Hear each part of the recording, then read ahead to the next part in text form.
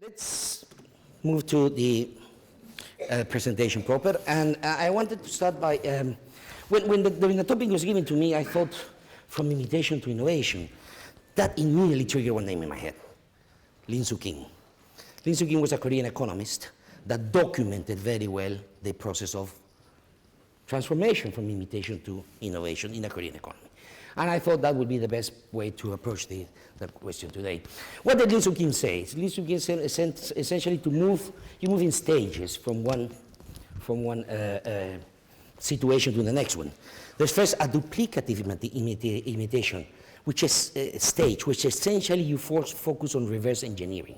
And I would argue, and the data I'm going to present later to you, seems to suggest to me that Brazil, Russia, India, and South Africa are in that case. The duplicative imitation stage involves a number of dimensions. Education tends to be broad-based. So you have to have education that has universities, a secondary education, and good primary education. It also says that there has to be a lot of technology transfer, external technology transfer, on the basis of working, supplying other countries or multinationals as suppliers of OEMs. Third characteristic was that you must have a technological champion, which in the case of the Koreans were the Haebolls, the big conglomerates involved in many sectors. And thirdly, it emphasizes the role of personal mobility, people moving from enterprises to other enterprises and from sectors to other sectors as a way of channeling and moving knowledge from one sector to others. There is the next stage. I will leave the last one because it's innovation stage and that's not our focus, but I'll focus on the creative imitation stage. There, the role of technology transfer becomes much more important, but here we're no longer talking about a supplier or producing as a supplier of products and learning through the enterprise knowledge that is created by supplying other companies, but it's about investing heavily in R&D, investing heavily in the acquisition of technology, licenses, etc. He also pointed out that that critically important is reverse branding, bringing back Koreans, in the case of Korea, back from the US and from Europe to Korea to use them as in the process of technological learning. He also mentioned two other things, corporate R&D. Unlike the previous stage where corporate R&D was not so important because you learn in production, investing in R&D at the corporate level was critically important. And finally, he started talking about the role of universities. You have to develop your science base and you have to develop the interfaces between science and the corporate sector in order to be able to creatively imitate. And here, what creative imitation is about is essentially about starting to improve existing products.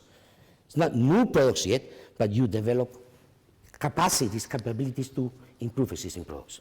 Okay, let's look a bit at the new guys in the block. Who are the new guys in the block? The new guys in the block are obviously the BRICS countries.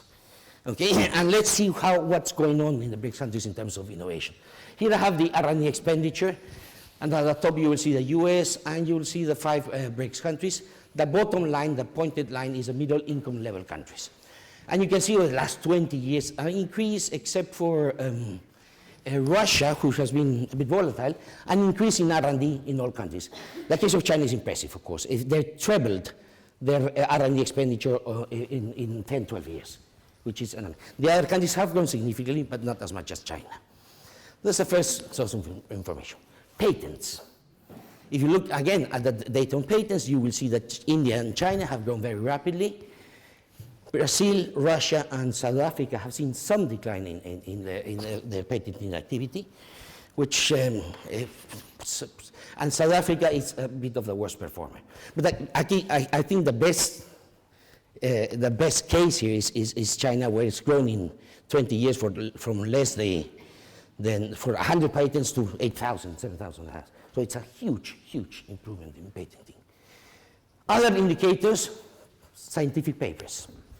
If you look at the figures here, you can see also, with the exception of South Africa, all BRICS increased the per capita number of publications. I'm using a relative indicator here, not an absolute. In absolute numbers, China and India increased massively the number of papers, but in relative terms, they still a bit behind other countries, but the increase is massive anyway from 20 years ago. Collaborations. If we start looking at the collaborations, knowledge, and I think you do not innovate alone, to follow the point that was made by Luke earlier. Nobody innovates alone. And we're looking here at the scientific collaborations. This is all type of collaborations, domestic and international. And that is in 1998. You can see China, Russia, Brazil, India there, and how it has grown. Significantly grown in 10 years. China has grown most, but India has also grown significantly. Let me explore a bit more the idea of collaborations. Now we try to look here into collaborations between higher education, government research, and firms. And this is the data for OECD and compare with some of the BRICS for which we had data. South Africa is an atypical case here because it's more or less on the average of developed countries. Around 45% of firms collaborate with research institutes, with universities. But if you look at the other BRICS countries, China is around 20%. If you look at Brazil, 15 to 20%. And Russia, around 10 to 12 to 15% too. So there's still some work to be done in terms of technological collaboration. Here we're talking about international collaborations. Yeah, firms engage in international collaborations by firm size as a percentage of innovative firms. And we look at, again, South Africa being a typical case within BRICS, which contrasts the early data, by the way, because the early data sees patents going down, all the indicators going down, but we have some kind of collaborative activity taking place in South Africa. But you look at Brazil, also, 20 or less percent, Russia around 15%, and China at the very end. Very little collaboration between universities, research institutions, and companies. So now, and this is my last transparency. What does this all tell me in terms of the challenges to technological learning? And I want to distinguish between duplicative imitation and creative imitation. Brazil, Russia, India, South Africa, and China, which I would say is in creative imitation stage. The first point, what are the challenges? What are the issues that are emerging in my modest view? The first one is that whilst the universities and the educational systems in most of the BRICS are in place, are operating relatively well, their performance as compared with international standards is still limited. All the exams, tests, comparators suggest that although they have the institutionality, they have the breadth and the range of institutions, their performance is still not good enough, which according to Lin Soo-Kim should be very important, because if you compare with the history of South Korea, already 30, 40 years ago, the performance of Korean graduates was very, very high, for example. Next point is informal learning and value chain participation. Again, one of the points that was made in the history of Korea, and I think it's relevant for the other BRICS, is that there was lots of learning, informal learning, at firm level. What happened was that companies were re-engineering products and processes. There was a lot of effort to learn what was being done at company level. And then that was moved to smaller and medium enterprises or to other companies. Now, that informal learning, which can be achieved or was achieved in the case of Korea via working for exports or working for multinationals or engaging in value chains, is not taking place as rapidly as it took in Korea. Third, technological champions. Brazil has Embraer as a technological champion, India has the Tatas. There are lots of technological champions, but these either tend to be too few or have not shifted to the more advanced technological sectors. So we have to move to create more and more broad base of technological champions. Next point is foreign expertise and intercompany mobility. Here the issue is that one of the characteristics of Korea was that they did not only bring the diaspora back, but they also brought a lot of foreign experts back, hired them and bring them to support the technological development of Korea. And that some countries like Brazil are beginning to do this, but it's not extensive enough. Tax breaks and other advantage to bring human capital, external foreign capital into BRICS countries. And a lot of intercompany mobility. Also, promotion of intercompany mobility was very important. The last point I want to make for creative imitation was a sense of urgency. I think that what the history of Korea taught me is that in the mid-60s and 70s, when nobody expected them to do the chemical industry, they went wholeheartedly into it, full-blooded into the chemical industry. That, according to anybody, did not match the technological capabilities of Korea at the time.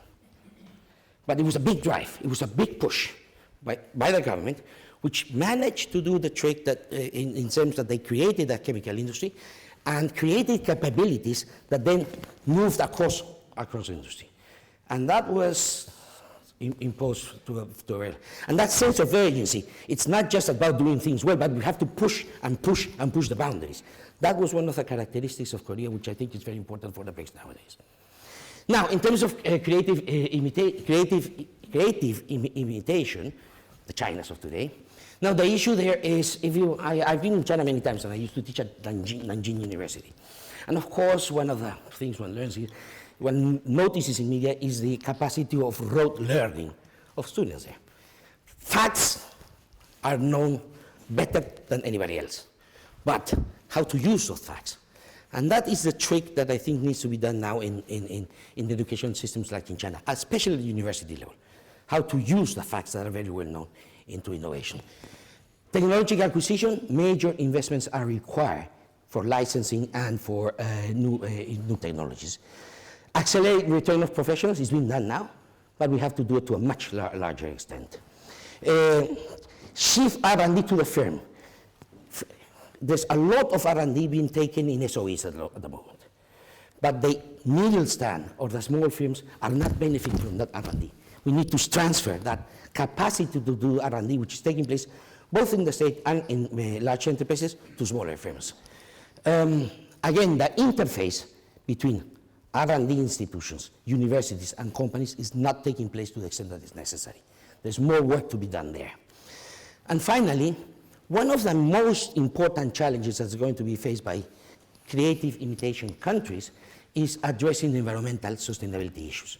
Nowadays, when they think about innovation, they will have to think in terms of pollution, in terms of energy efficiency, in terms of resource efficiency, because those are the parameters in which the future innovation is going to be moving in. I'll stop there. Thank you very much.